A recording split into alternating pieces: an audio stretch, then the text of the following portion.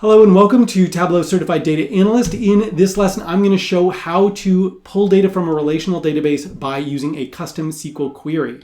And in this video, we're just going to cover that and also look at how you can use parameters in the SQL query, right? So that'll be a little bit of a next step on it, right? So here is the documentation from Tableau that explains how to write custom SQL queries to query relational databases. And I'm going to include a link below the video to that documentation. Now, pro tip, if I'm going too quickly, you can use the control in the bottom right to slow down the video. And if I'm going too fast, if I'm going too quickly, you should slow it down. And if I'm going too fast, you should speed it up. And you can do that with the control in the bottom right. Yeah. So now we are going to get into it. We're going to cover how to write a query against a relational database and also how to do the parameters. Getting ahead of myself here.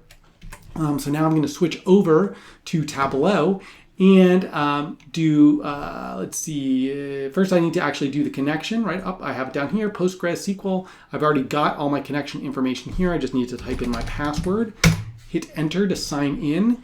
And instead of dragging a table over like this, I'm going to remove that like this and instead do new custom SQL.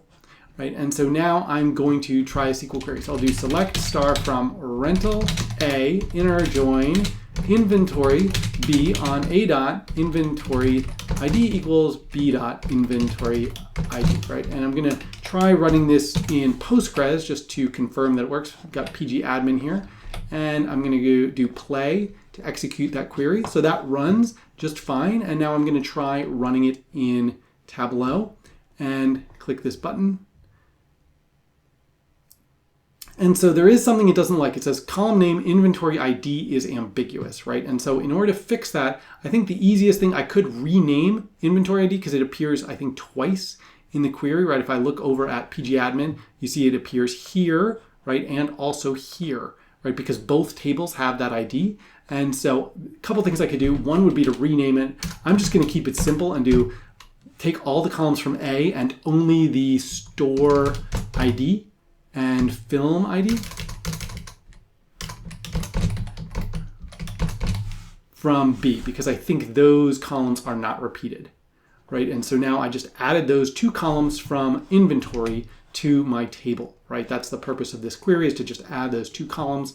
And so I can check if this added any rows. I think this is the same number that's in rental, right? If I do like select count star from count one from rental, it should be that I have 16,044 records. And so, yeah, this didn't add or subtract any records from the original data. So it kept it the same number of rows, but just added those two columns, right? And so now I'm going to Control C to copy this over and just edit my custom SQL query here.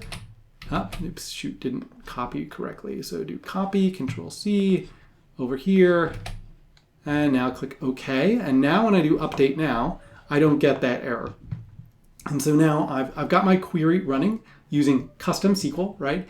And now I'm going to put store ID. I'd like to see, my goal would be to see how many rentals occurred in the two different stores, right?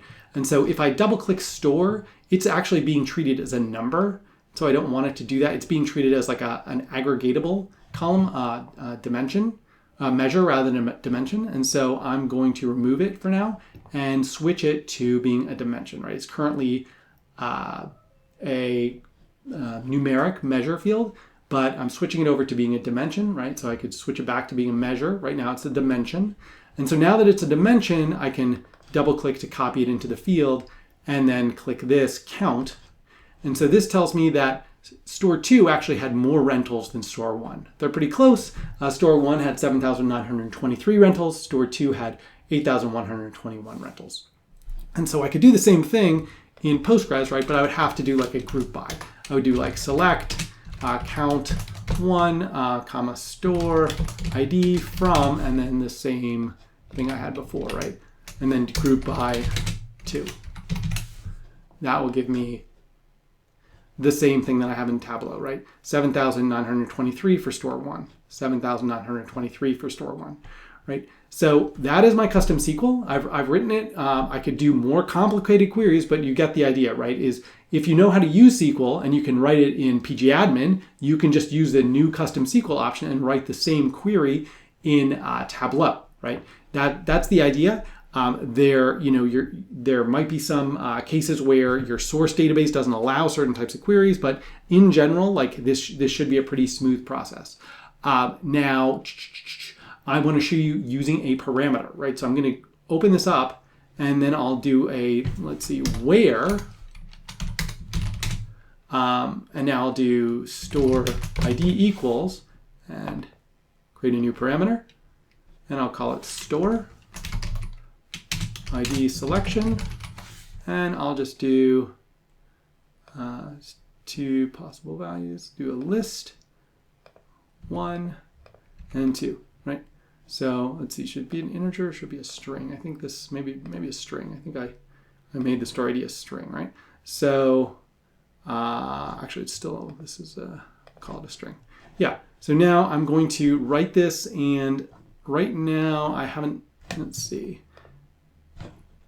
So now I've got this store ID selection, and okay, how do I make it appear? I need to make it visible. Show parameter, right? So right now it's only using 1, and then if I switch it over, it will work on 2, right? And so what is happening here is, if I edit this query, you see that it's using a where clause, and the where clause is actually sending that parameter over, right? So when I select 1, it's going to do where store ID equals 1. And when I select 2, it's going to do where store ID equals 2. And so the answer would be the same as if I were doing, like this, where store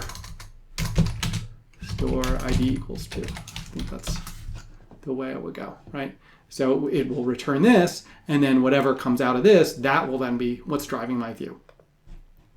And so that is it for custom SQL queries. I'm just going to close it out with a quote from Tufty here. He says, "Graphical excellence is that which gives to the viewer the greatest number of ideas in the shortest time with the least ink in the smallest space."